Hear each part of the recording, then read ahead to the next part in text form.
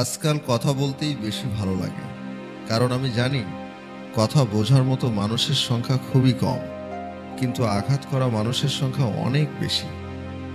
সুখী হওয়ার সবচেয়ে সহজ উপায় হচ্ছে নিজের যা আছে তার উপরই সবসময় খুশি থাকা। দাসত্ব যখন কারো অভ্যাসে পরিণত হয়, তখন সে তার শক্তি ভুলে যায়। তুমি যদি টাকা ধার করো, তবে তুমি ব্যাংকের কাছে দায়বদ্ধ। আর যদি টাকার মালিক হও, তাহলে ব্যাংক তোমার কাছে দায়বদ্ধ থাকবে।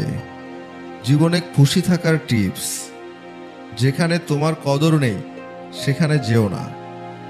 যে বুঝতে চায় না তাকে বোঝাতে যেও না। যে সত্য বললে রেগে যায় তার রাগ ভাঙিও না।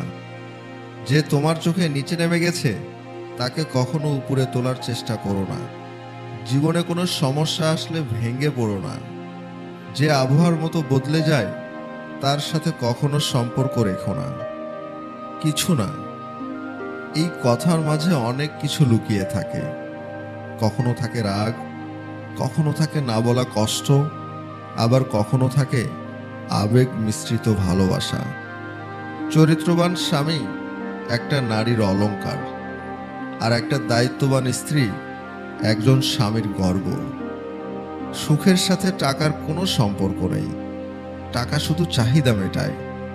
সব সুখ যদি টাকা দিয়ে পাওয়া যেত, তাহলে ভালোবাসাটাও দোকানে বিক্রি হতো। অভিমান সেই তো করে যে তোমাকে রিয়েল লাভ করে।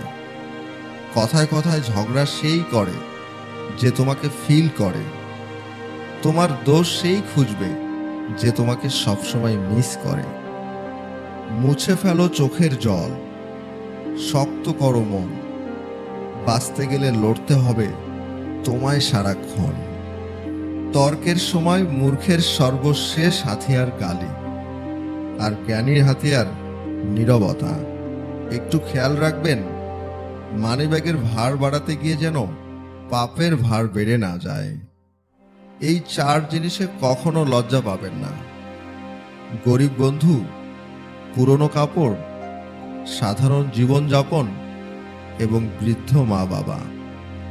শীতের সময় যে রোদকে মানুষ এত বেশি ভালোবাসে, গরমের সময় সেই রোদকেই মানুষ তিরস্কার করে।